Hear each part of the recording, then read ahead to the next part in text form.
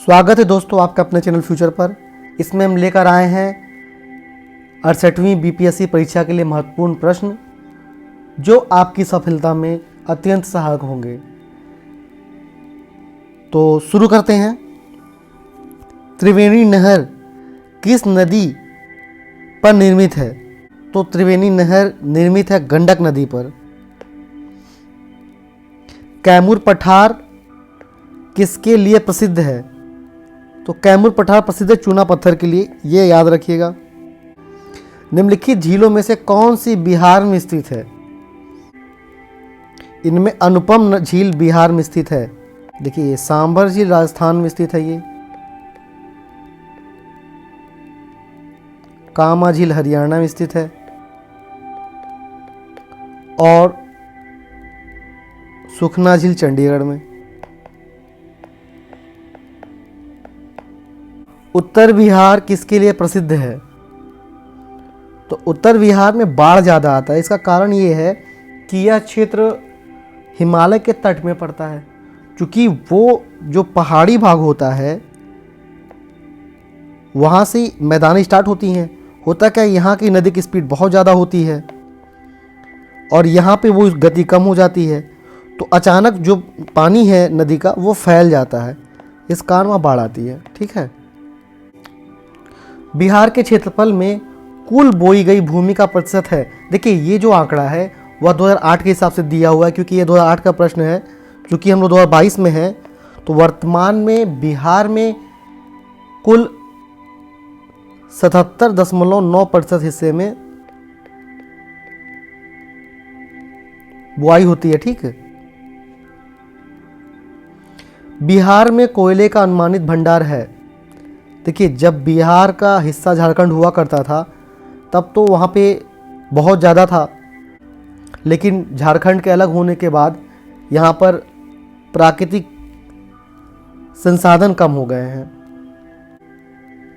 निम्नलिखित में से कौन सा शहर बिहार के सबसे पूर्वी भाग में स्थित है?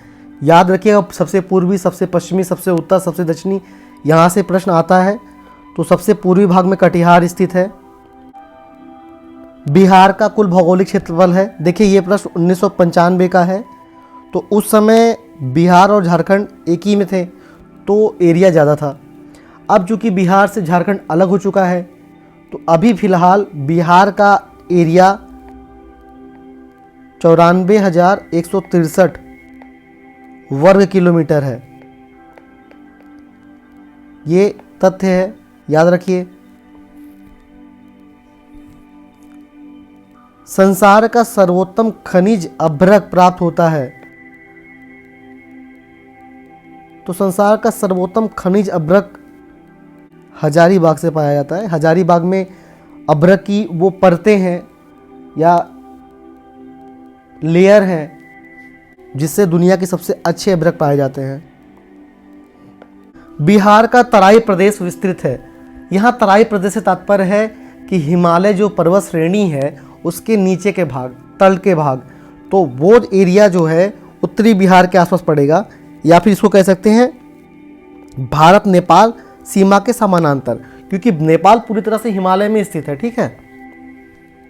बिहार की सोमेश्वर श्रेणी है, क्योंकि बिहार की जो सोमेश्वर श्रेणी है उसका निर्माण शिवालिक श्रेणी के साथ हुआ है, इसलिए ये इन सबसे नई है। बिहार के इतिहास में पहली बार राज्य का आर्थिक सर्वेक्षण प्रस्तुत किया गया।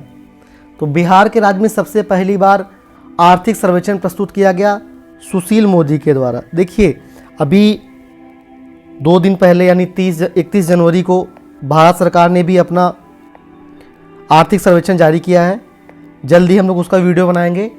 और अगर आपको करंट का डेटा देखना है तो चैनल पर जाइए और करंट जरूर देखिए, क्योंकि करंट से 50 से 60 क्वेश्चन आते ही आते हैं।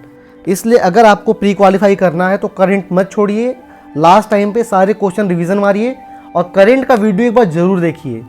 वीडियो लॉन्ग में भी है, वीडियो शॉर्ट्स में भी है, तो छोटे वीडियो भी देख सकते हैं, बड़े वीडियो भी देख सकते हैं, आपकी इच्छा है, लेकिन वीडियो जरूर देखिए करंट का, या फिर कहीं और से पढ़िए, कोई दिक्कत नहीं है। जरूरी नहीं कि आप मेरे चैनल से पढ़ें, बस आप पढ़िए, कहीं से पढ़िए, बस प्री क्वालिफाई करिए, क्योंकि अगर प्री नहीं होगा तो फाइनल चीज़ें कोई मतलब नहीं है।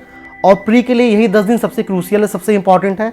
तो ज़्यादा ज़्यादा पढ़िए, पूरा फुल फोकस करिए, बहुत मेहनत करिए, कमर तोड़ मेहनत करिए, ताकि आपका प्री हो जाए। तो अगर आपको करेंट देखना तो चैनल पे आ सकते हैं। आगे चलते हैं। बिहार में मानव विकास उप मिशन के अंतर्गत कितने विभाग शामिल हैं? तो बिहार में मानव विकास उप मिशन के अंतर्गत कुल 7 विभाग शामिल हैं। 7 विभाग कौन कौन से हैं? स्वास्थ्य विभाग, शिक्षा विभाग, समाज कल्याण विभाग,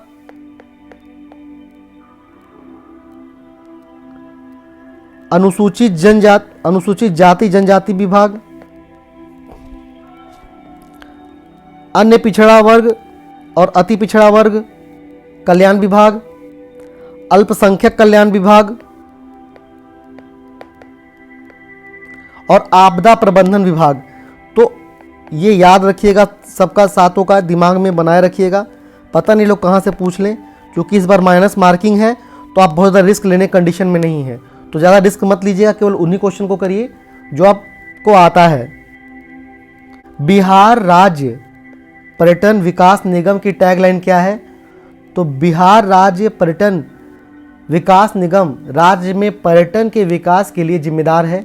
बिहार राज्य पर्यटन विकास निगम की टैगलाइन है ब्लिसफुल बिहार।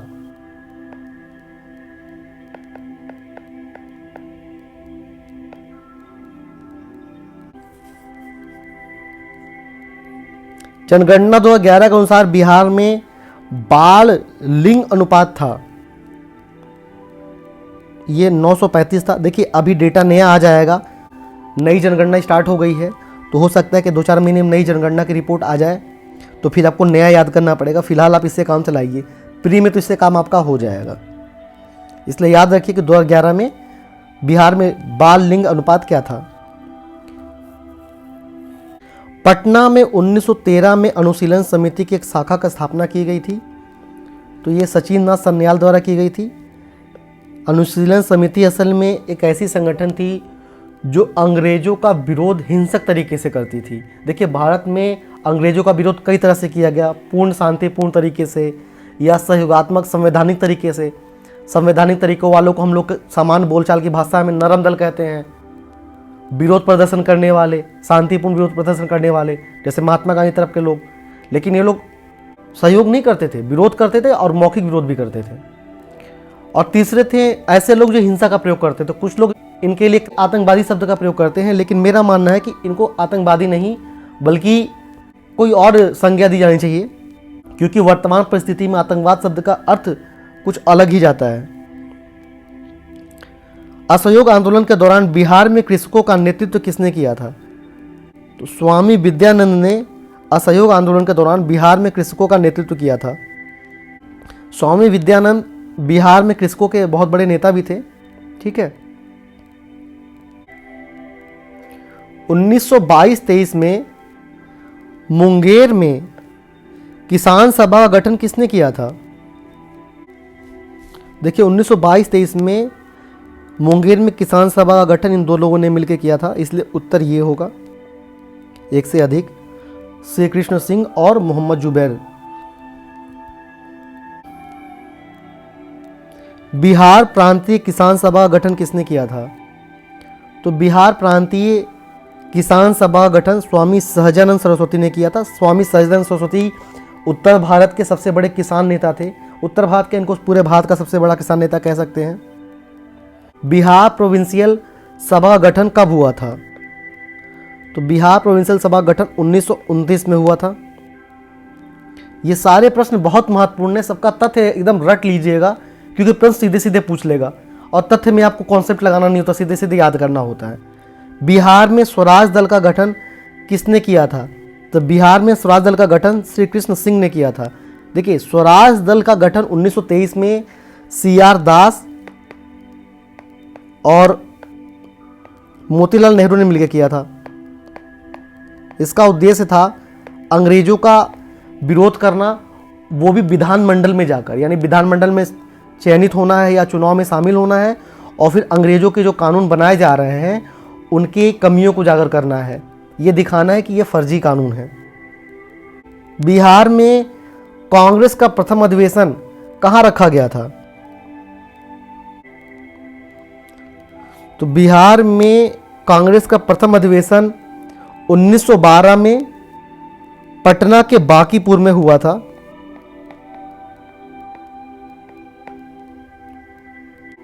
यह 27वां अधिवेशन था। देखिए, बिहार की जितनी चीज़ें हमको याद कर लीजिएगा, 30 से 40 क्वेश्चन करीब बिहार स्पेशल से आते हैं। अगर बिहार स्पेशल और करंट आपका मिस हो गया, समझ ले मामला गड़बड़ हो जाएगा। अगर बिहार स्पेशल और करंट आप मिलकर पढ़ लेते हैं तो दोनों करीब 70 से 80 क्वेश्चन के आसपास हो जाते हैं। ठीक है, तो इन चीज़ों को ध्यान दिए रहिए। बिहार में 1937 में गठित प्रथम भारतीय मंत्रिमंडल का नेतृत्व किसने किया? तो मोहम्मद यूनिस ने प्रथम भारतीय मंत्रिमंडल का नेतृत्व किया था। राजेंद्र प्रसाद ने किसे पाकिस्तान का जन्मदाता माना है? तो राजेंद्र प्रसाद ने लॉर्ड मिंटो को पाकिस्तान का जन्मदाता माना है, क्योंकि सर्वप्रथम उसने भारत परिषद एक्ट 1909 में मुसलमानों के लिए पृथक मताधिकार तथा पृथक निर्वाचन क्षेत्र की स्थापना की थी। राजेंद्र प्रसाद के अनुसार भारत में सांप्रदायिकता, पृथक चुनाव इकाइयाँ और विशेष सुविधाओं का कारण बढ़ी। पृथक निर्वाचन इकाइयों ने सांप्रदायिकता को बढ़ावा दिया और वही धीरे धीरे एक अलग देश पाकिस्तान के रूप में आगे बढ़ गई या जन्म ली। देखिए, पटना लॉन का नामकरण गांधी मैदान महात्मा गांधी की मृत्यु के बाद की गई थी। गांधी जी का देहांत 30 जनवरी 1948 को हुआ था। उसके पहले इसका नाम पटना लॉन था। 1995 की समाप्ति पर बिहार में जिलों की कुल संख्या थी। देखिए, ये प्रश्न 1996 का है, इसलिए ये 1995 का इन्होंने प्रश्न पूछ लिया है। उस समय यहाँ पर 55 जिले थे, लेकिन हम लोग चूँकि 2023 में एग्ज़ाम दे रहे हैं तो वर्तमान में बिहार में कुल 38 जिले हैं,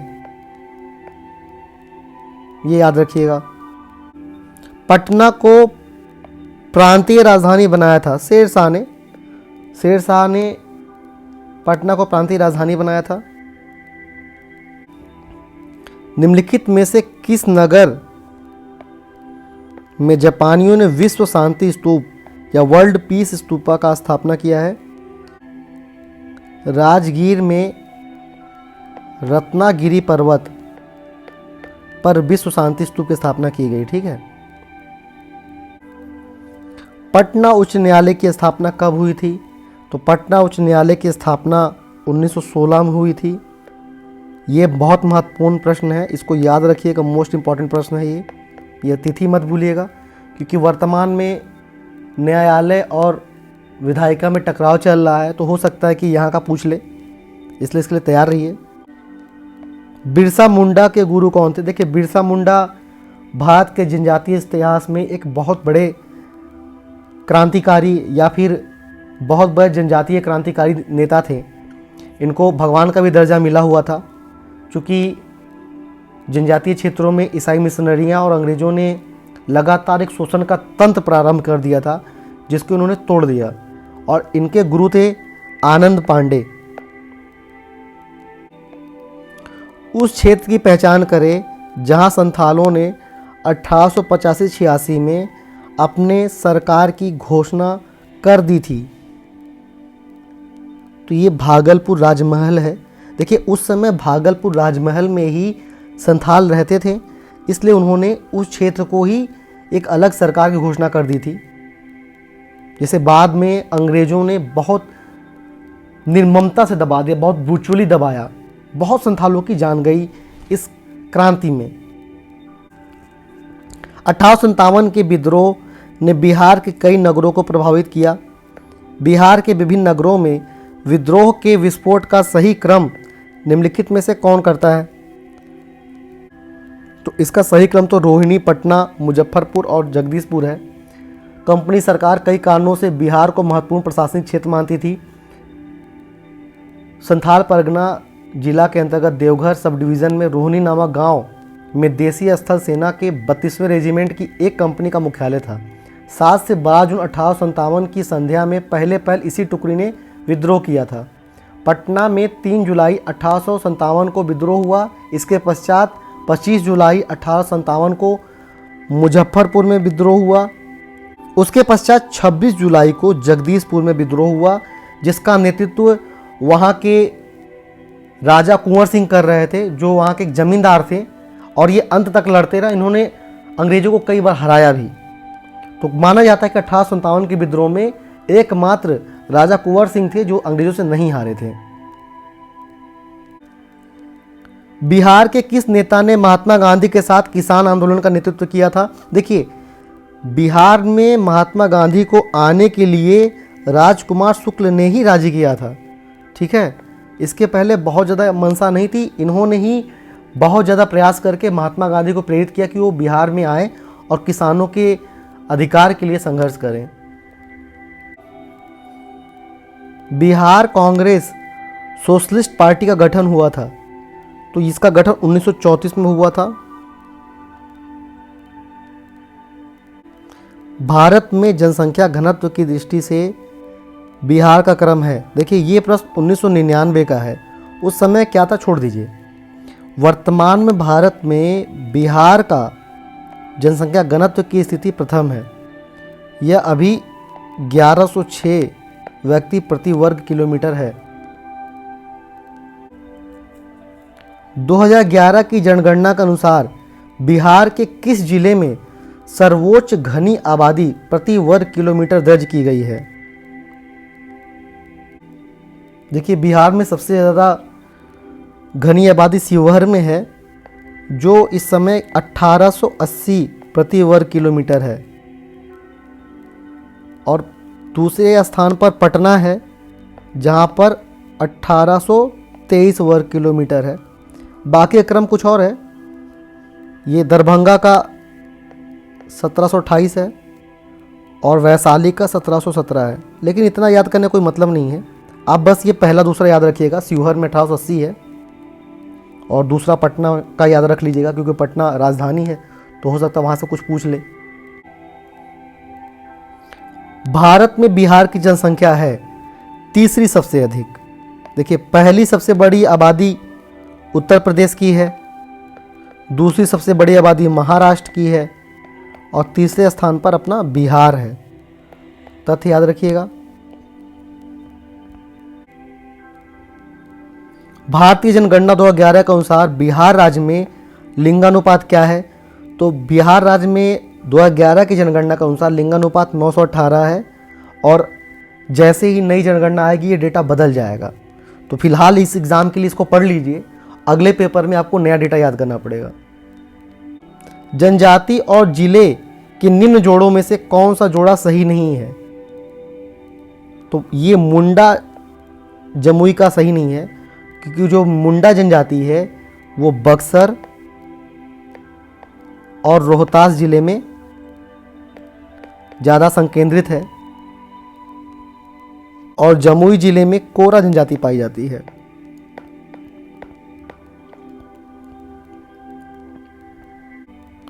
2011 की जनगणना के अनुसार बिहार के किस जिले में सर्वोच्च लिंगानुपात दर्ज की गई? तो 2011 की जनगणना के अनुसार सबसे अधिक लिंगानुपात गोपालगंज में है, ये 1021 है। ये बिहार में सर्वाधिक है। सीवान में 988 है, सारण में 954 है और किशनगंज में 950 है। 2011 की जनगणना के अनुसार बिहार में किस जिले में पुरुषों से ज़्यादा महिलाएं हैं? सेम क्वेश्चन है, गोपालगंज। बिहार में सबसे कम जनसंख्या वाला जिला है। देखिए, ये प्रश्न 1996 का है, तो उस समय बिहार में सबसे कम जनसंख्या लोहरदगा का था, किंतु वर्तमान में बिहार की सबसे कम आबादी शेखपुरा में है, शेखपुरा जिले में।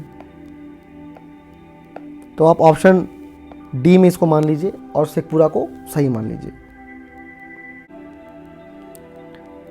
नौ नालंदा महाविहार किसके लिए विख्यात है? देखिए, नौ नालंदा का सीधे मतलब समझिए। नालंदा विश्वविद्यालय को बख्तियार खिलजी ने जला के नष्ट कर दिया था उसके बाद आज़ादी के बाद फिर वहाँ पे एक नालंदा महाविद्यालय की स्थापना की गई, या नालंदा विश्वविद्यालय की स्थापना की गई, या उसे नालंदा महाविहार भी कहते हैं।